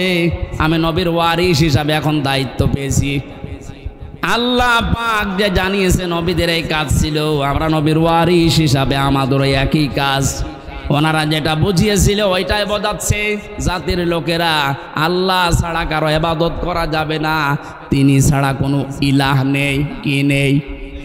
আরো জোরে বলেন। ইলাহ শব্দের ব্যাখ্যা বললাম কয়টা? 4টা। বলেন বলেন।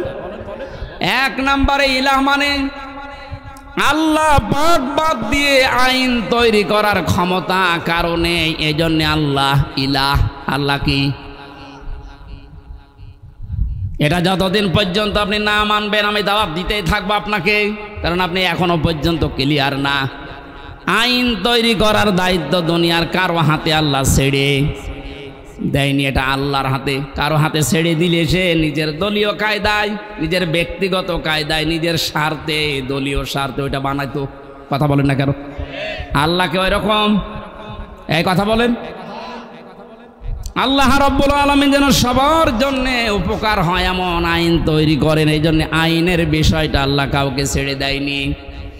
রব্বুল আলামিন বলেন, হে নবী, মানুষেরা হয়তো আপনাকে মাঝে মাঝে জিজ্ঞাসা করতে পারে, ইয়াকুলুনা হাল লানা মিনাল আমরি মিন শাইইন কুল ইন্নাল আমরা কুল্লাহু লিল্লাহ।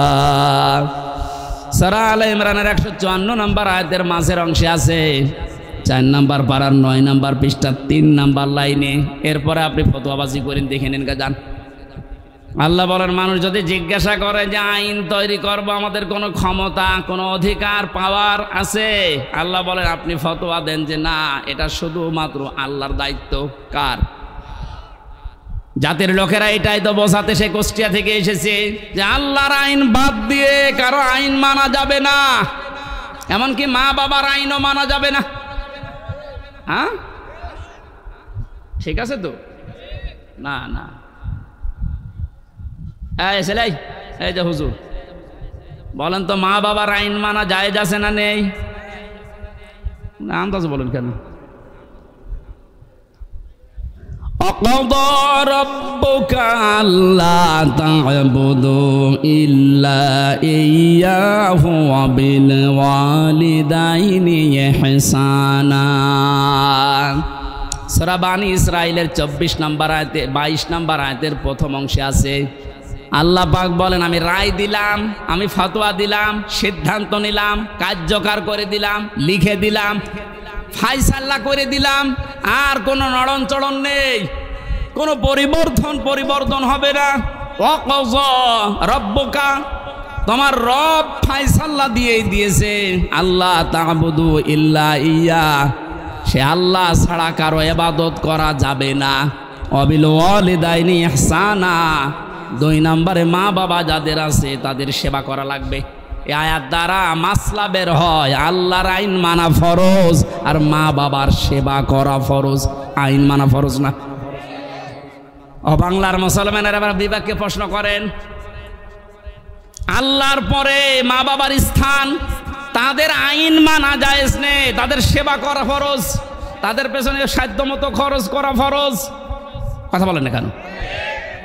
মা বাবার আইন মানায় যদি ফরজ না হয়, কোন মহারতি আছে যে আইন বানিয়ে দিলে মানা লাগবে?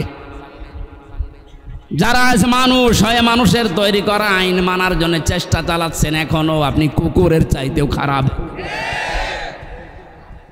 একটা কুকুরের আইন মানে মানুষ হয়ে, এরপরও আপনি মানুষের আইন তৈরি করার জন্য, তাদের আইন প্রতিষ্ঠার জন্য এখনো যদি কাজ করেন, সংগ্রাম করেন, টাকা পয়সা খরচ করেন, আপনি কিয়ামতে যখন উঠবেন মরণের পরে আপনার এই আকার থাকবে না, কুকুর হয়ে উঠবেন। এটা আমি বানালাম। হ্যাঁ, সূরা এই রহমানের ভেতরে আছে ইউরাফুল মুজরিমুনা বিসিমাহুম ফায়ুখাযু বিন নাওয়াসি ওয়াল আকদাম। আমি লম্বা করে দলিলগুলো বলতে পারছি না, খুব তাড়াতাড়ি করছি।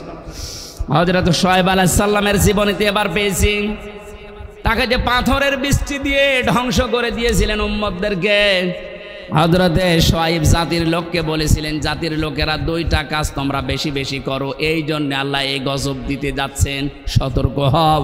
ফাআউফুল কাইলা ওয়াল মিজানা ওয়ালা তাবখাসুন নাসা আশিয়াআহুম ওয়ালা তুফসিদু ফিল আরদি বা'দা ইসলাহিহা ইলা আখির আয়াত। এক নম্বরে জাতির লোকের ভেতরে এই কাজটা বেশি ছিল, তারা ওজনে কম বেশি করত। কিসে? ওজন মানে শুধু দাড়ি পাল্লার ওজন বলেন না, পৃথিবীর প্রতিটি জিনিসের ওজন আছে, আপনার বিবেকেরও ওজন আছে। এই যে চেয়ারে বসেছি, চেয়ারের ওজন আছে। যারা আজ লেখাপড়া করায়, মাস্টার, শিক্ষক, ওস্তাদ, মুআল্লিম, তাদেরও ওজন আছে। তারা নেওয়ার সময় তো বিভিন্ন জায়গা থেকে জ্ঞান ভালোই অর্জন করেছে, এই যে মাস্টার, কিন্তু দেওয়ার সময় আর ঠিক মতো ছাত্র ছাত্রীদের দিতে চায় না, তখন বলে প্রাইভেট পড়া লাগবে, কোচিং করা লাগবে।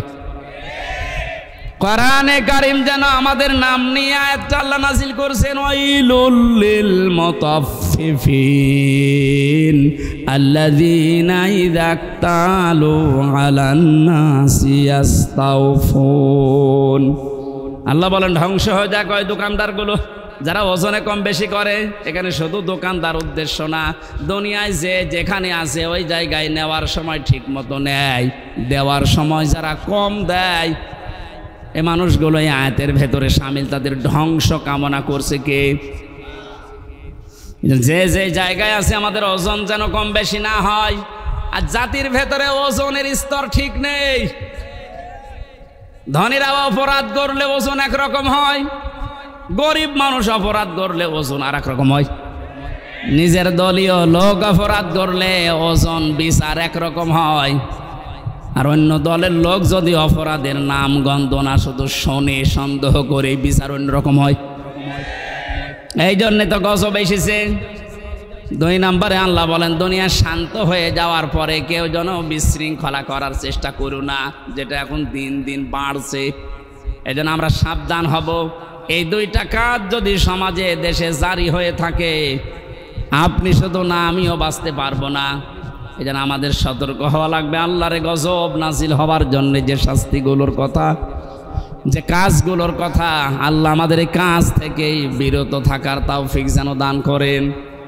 আপনি কার জন্য ওজনে উল্টা পাল্টা করে বিবেককে বিসর্জন দিয়ে, বাম হাতের ইনকাম দিয়ে উল্টা পাল্টা করে টাকা পয়সা আপনি ইনকাম করে রেখে যাচ্ছেন? কার জন্য বলেন? যার জন্য রেখে যাচ্ছেন আপনি একটু ওই জালেমগুলোর দিকে তাকাতে পারেন না? যারাই করেছিল, এই যে নাম দেখেন না, এক একটা ভিসি বানাতে 50 লাখ টাকা নিয়েছে, একটা কলেজের মাদ্রাসার অধ্যক্ষ বানাতে 20 লাখ টাকা নিয়েছে শুধু মন্ত্রী, বাকিগুলো তো আরো আছে। এই মহিলা ধরা পড়ার পরে কত লাথি, গোতা, কিল, ঘুষি আর গাইল তো আছেই। কি করলো সে? না 8-10 বছর 15 বছর একটু শান্তি পেয়েছে, মন মতো কাজ করেছে। এখন সারাটা জীবন মানুষের ঘৃণা, বরদোয়া আর অপমান নিয়ে বেশি থাকা লাগবে। যে যেখানে আসি ওজনটা ঠিক করেন, নাই তো কিন্তু শাস্তি আল্লাহ দিতে 10 বছরও লাগবে না, 10 সেকেন্ডই যথেষ্ট। 8টা শাস্তির কথা আমরা তাফসীর থেকে লিখেছি। হযরত হুদ আলাইহিস সালামের জাতির লোকেরা যে অপরাধ করত, তাদের জন্য যে শাস্তি আল্লাহ দিতেন। যেহেতু আমরা মুহাম্মদুর রাসূলুল্লাহর উম্মত, আমাদেরকে বিশ্বনবী জানিয়েছেন দুইটা কাজ থেকে বিরত থাকবা, নয়তো আল্লাহর গজব আযাব অন্যান্য নবীদেরকে যেভাবে ঘিরে ধরেছিল। আমি দোয়া করেছিলাম, আল্লাহ আমার উম্মতকে একবারে ধ্বংস করে দিও না, এই জন্যে আসে না। কিন্তু যদি এগুলো ব্যাপক হারে আরম্ভ হয়, আল্লাহর গজব নাজিল হতে কিন্তু বেশি সময় লাগবে না। আমাদের হাতের কামাইগুলো আমরা বন্ধ করব, বিশেষ করে ওজনটা। আর সব জায়গায় ওজনে কম বেশি করা হচ্ছে। আমরা চেয়ারে বসে ওজনওয়ালা কথা বলতে পারি না, আর 15 বছর তো পারি নাই। এখান থেকে একবার হুজুর এদিকে বলেন না ওদিকে বলেন না, ঠিক করেন। তো কি ঠিক করব? ঠিক করতে করতে তো আমরা চলে গেছি গর্তের ভেতরে। কেন্দ্রীয় মসজিদের ইমাম যিনি বাইতুল মোকাররম, তাকান তার দিকে। এই লোকটা পর্যন্ত যদি দালাল হয়ে যায়, তো এই দেশে আর কার দিকে ভরসা করবেন? অপমান করে আল্লাহ বিদায় দিয়েছেন। যত রকমের ক্ষতি হয়েছে বাংলাদেশে ইসলামের এবং মুসলমানদের, বিশেষ করে ইসলামপন্থী ওদার যারা, তাদের সবচাইতে বেশি আমার মনে হয় ক্ষতি হয়েছে দালালপন্থী আলেমগুলোর কারণে। কারণ নেক্সট সূরাতে ধোঁকা দিত এরা মানুষকে, আর আমাদেরকে মাঝে মাঝে জেলখানার ভেতরে ফতোয়া পাঠাতো। এত বেশি বোঝার দরকার কি? দেশে হুজুর আর নেই, হুজুর আছে ওইভাবে চেপে রাখার অভ্যাস আমার নেই। যা পড়েছি যা বুঝেছি ওটা কোরআনে যে ফোর্সে আল্লাহ দিয়েছে ওটা বলতেই থাকবো মরণ পর্যন্ত। আল্লাহ এমন কোনো গণা, এই ওজনটা আমরা যেন প্রত্যেকে ঠিক করি। কোনো জায়গায় যেন বিশৃঙ্খলা না হয়, চেপে ধরবেন। যে যেখানে আছেন বিশৃঙ্খলা তৈরি হওয়ার আশঙ্কা থাকলেই ওরা যদি ডালে ডালে চলে, আমাদেরকে পাতায় পাতায় চলা লাগবে, নাইতে স্বাধীনতা কিন্তু আবার হারিয়ে যাবে। আল্লাহ বাস্তবতায় তুমি মানে কোরআনের আয়াত যেভাবে নাজিল করেছো ওইভাবে বোঝার তৌফিক দাও। আল্লাহুম্মা আমিন। লা ইলাহা ইল্লা আনতা সুবহানাক ইন্নী কুনতু মিনাজ জালিমিন। সারাটা জীবন অপরাধ করে জীবনটা নষ্ট করে ফেলেছি। নবীরা যে দাওয়াত দিয়েছিল যে আল্লাহ পাক ছাড়া কারো ইবাদত করা যাবে না, ইলা তুমি ছাড়া আর কেউ নেই, এটা জাতির লোককে